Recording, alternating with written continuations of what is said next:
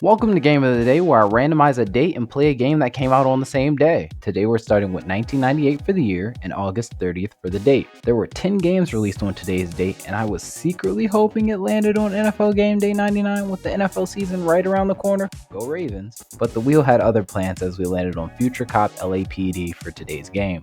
It starts with a CGI intro showing 2098 crime-ridden LA before getting into the details about how the LAPD is using mech suits now to combat gangs and other organizations. For the menu, the two modes that the game had to offer were the Crime War and the Precinct Assault. First, I'll cover the Crime War mode, which acted as a campaign mode where you went into different zones within LA to stop the crime there.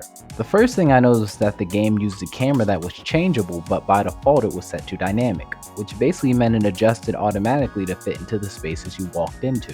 At first it wasn't that bad, but as I continued to play the game it became a problem, which I'll explain how later. Second came the attacks you got to use, which consisted of a light attack that was mostly effective on people, a heavy attack that was used for smaller enemies, and a special attack that was used for larger enemies and bosses. The last thing was the controls for the mech suit, which were more complex than I thought it'd be. L1 was used when you had to do precision platforming, but you had the ability to switch between walking mech and a car mech by pressing L1 and R1 at the same time for sections where driving was more useful. But the controls for the walking mech was where it got a little weird. It consisted of your usual analog stick controls, but left and right were directional turns, while L2 and R2, which were supposed to be dodges, felt like drifts, which made sense for how the mech was built, but in terms of intuitiveness, it didn't really feel that great to use. Going back to the mission though, the first zone followed criminal Miles Mysterio, who was taking down aircrafts after turning the Park telescope into a plasma cannon, and of course my job was to destroy said cannon. The level itself was pretty well thought out with different puzzles and mini bosses to go throughout it, and it took about 10 minutes to beat from start to finish. But due to how tight some of the areas were, the camera had a tendency to do a ton of swapping around, and since the controls followed whatever target you locked onto,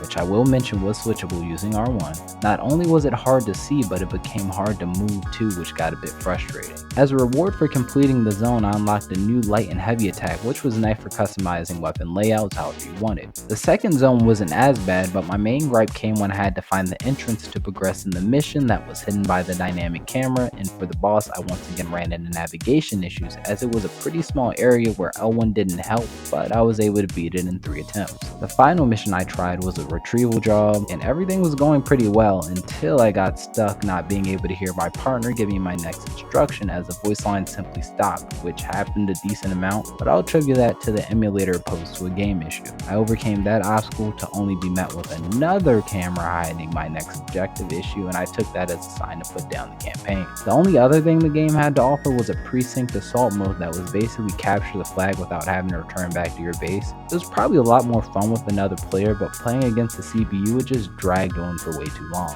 While the game did have its fair share of quirks I personally didn't enjoy, I appreciated the level design and atmosphere. The combat in the game was super fun, and it shined brightest in open areas where you could just have an all-out battle with enemies, so for that I'd give this game a code 1026 out of 10. Make sure to follow and leave a comment what you'd rate this game alongside games you hope to see in the future on the series, and I'll see you guys in the next one.